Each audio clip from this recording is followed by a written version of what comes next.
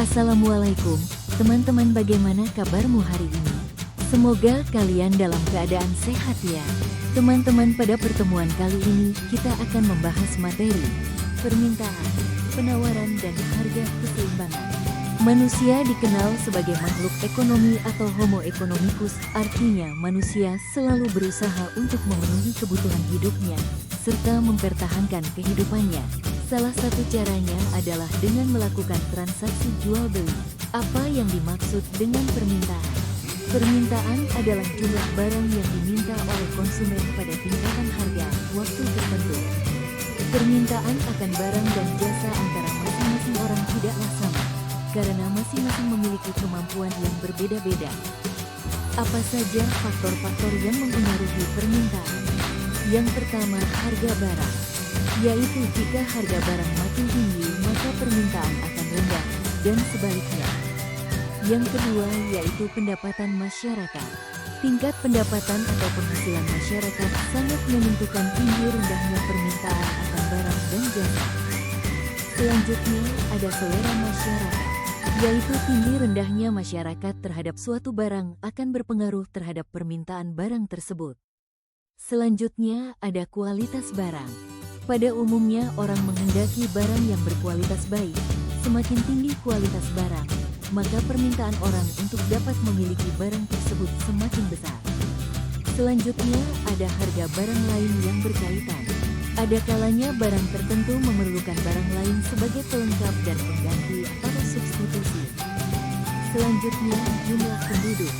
Semakin besar jumlah penduduk, maka permintaan terhadap suatu barang dan jasa akan meningkat pula. Selanjutnya, ramalan masa depan. Misalnya pada saat pemerintahan mengumumkan akan terjadi kenaikan harga BBM. Bagaimana hukum permintaan? Hukum permintaan menyatakan bahwa makin rendah harga suatu barang, maka makin banyak jumlah barang yang diminta dan sebaliknya. Selanjutnya, kurva permintaan. Hubungan antara harga barang dengan jumlah barang yang diminta pada dan tempat tertentu dapat dilukiskan dalam bentuk grafik yang disebut sebagai kurva permintaan. Pada umumnya, kurva permintaan bergerak turun dari kiri atas ke kanan bawah. Artinya, makin rendah harga suatu barang, maka makin banyak jumlah barang yang diminta, atau sebaliknya. Selanjutnya yang kita bahas tentang penawaran.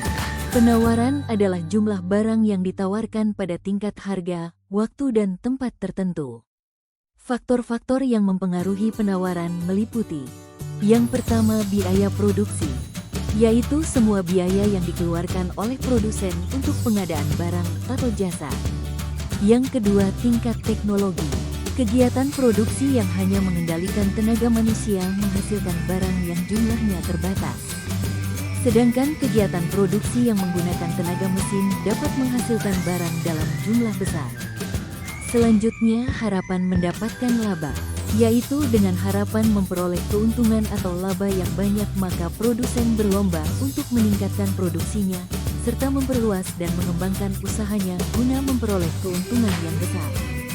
Selanjutnya, faktor-faktor non-ekonomi, contohnya bencana alam, larangan impor, kebijakan pemerintah, akan sangat berpengaruh pada penawaran.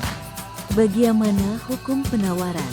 Hukum penawaran menyatakan, jika harga barang yang ditawarkan naik, maka jumlah barang yang ditawarkan pun akan bertambah, dan sebaliknya. Kurva penawaran. Hubungan antara harga barang dengan jumlah barang yang diminta pada waktu dan tempat tertentu dapat dilukiskan dalam bentuk grafik yang disebut sebagai kurva penawaran. Pada umumnya, kurva penawaran bergerak naik dari kiri bawah kanan atas. Kondisi tersebut menandakan bahwa semakin tinggi harga suatu barang, maka banyak jumlah barang yang ditawarkan. Dan yang terakhir, harga keseimbangan.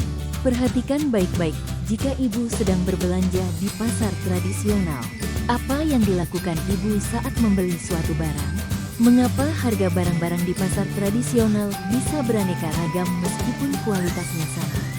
Berbelanja di pasar tradisional memerlukan keahlian tersendiri, khususnya dalam hal melakukan tawar-menawar. Hal ini dikarenakan di pasar tradisional, Pembeli memiliki kesempatan dalam menentukan harga suatu barang melalui proses tawar-menawar secara langsung dengan penjualan. Dalam proses tawar-menawar tersebut nampak adanya kesepakatan, di mana pembeli berusaha menurunkan harga tawaran dan penjual berusaha meningkatkan harga dari tawaran semula. Sehingga akhirnya ditemukan titik temu harga tertentu sebagai kesepakatan penjual dan pembeli. Harga yang disepakati itulah yang disebut sebagai harga keseimbangan. Jadi, pengertian harga keseimbangan adalah harga kesepakatan antara penjual dan pembeli yang tercipta melalui proses tawar-menawar.